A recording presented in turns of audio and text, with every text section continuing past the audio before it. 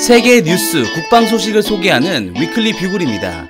여러분의 구독과 좋아요는 컨텐츠 제작에 큰 힘이 됩니다. 오늘 준비한 소식은 한국의 아이언돔 C램 개발 사업입니다. 이스라엘이 자랑하는 방공체계인 아이언돔과 유사하지만 더 강력하게 개발 중인 일명 한국형 아이언돔이라 불리는 C램을 개발하는 사업을 진행하고 있습니다. 이에 한국형 C램의 개발 배경과 어떠한 성능으로 개발을 진행하고 있는지, 또한 양산 후 방산시장에서 인기가 있을지 한번 알아보도록 하겠습니다. 첫 번째로 개발 배경입니다. 북한은 새로운 대구경 조종 방사포를 개발해 배치하였습니다. 북한의 기존 KN-09로 호칭되는 사거리 200km급의 구경 300mm 대구경 방사포와 다르게 새로운 방사포는 궤도형 발사대를 활용하고 있으며 발사관 숫자도 8개에서 6개로 축소되었습니다. 게다가 구경이 400mm에 가까우며 약 8m의 전장을 가지고 있어 사거리는 200km 이상일 것으로 파악되고 있습니다. 북한이 400mm의 신형 대구경 조종 방사포를 개발한 이유는 F-35A가 배치된 청주 비행장을 얼마든지 타격할 수 있다는 메시지로 보고 있습니다. F-35A는 북한의 입장에서 최대의 골칫거리이며 특히 2000파운드급의 지중 관통탄을 운반할 수 있기 때문에 청주 비행장을 타깃으로 400mm 방사포를 개발한 것입니다. 한국은 북한의 서울 불바다 발언 이후 2000년대 초반부터 대포병 레이더, 다연장 로켓, 자주포를 활용한 대화력전 체계를 본격적으로 구축하기 시작하였습니다. 하지만 이는 북한군이 포탄을 발사하면 이를 대포병 레이더로 추적해 발사 원점을 공격하는 수동적인 대응 체계라 문제가 있었습니다.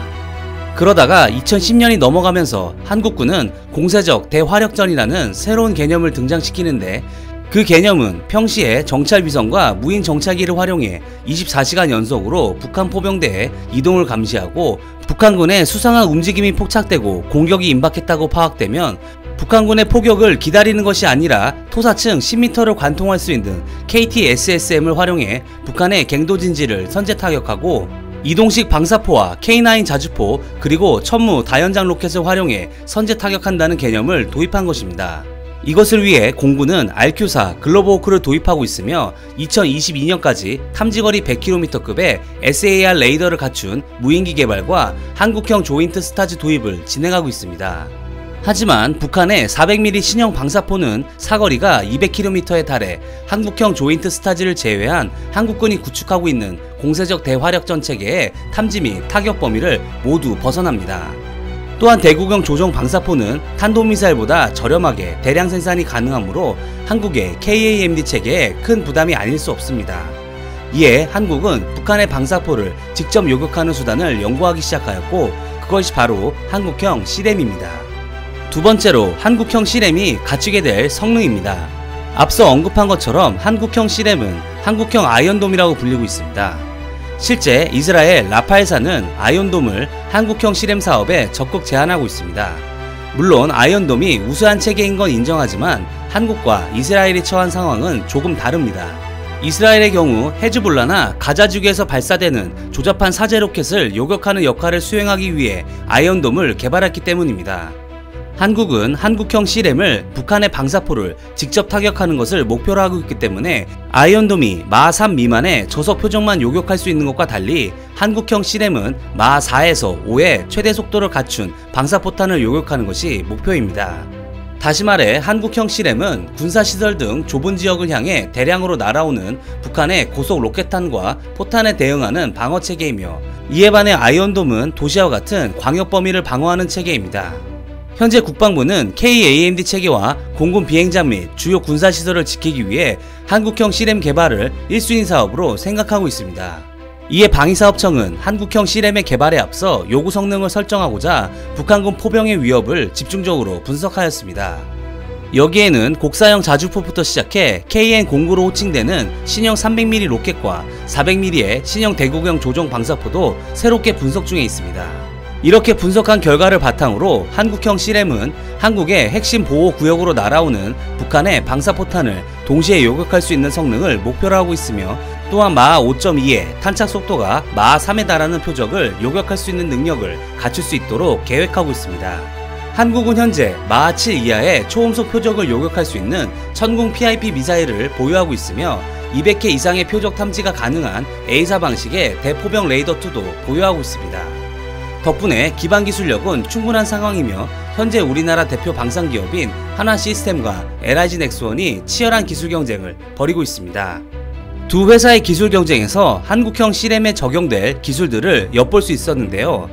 한국형 C램의 요격 미사일은 데이터 링크를 활용해 접근한 이후 종말 단계에서는 자체 시커를 통해 스스로 요격할 수 있는 능력을 적용하고 있으며 C램의 특성상 기상에 영향을 많이 받는 저고도에서 요격을 하기 때문에 열 영상보다는 레이더 방식, 특히 A사 방식의 레이더 시커를 탑재할 가능성이 매우 높습니다. 또한 국방과학연구소에서는 북한이 방사포에 화학무기를 탑재할 경우가 있기 때문에 직격 충돌 기술을 적용하려고 하고 있습니다.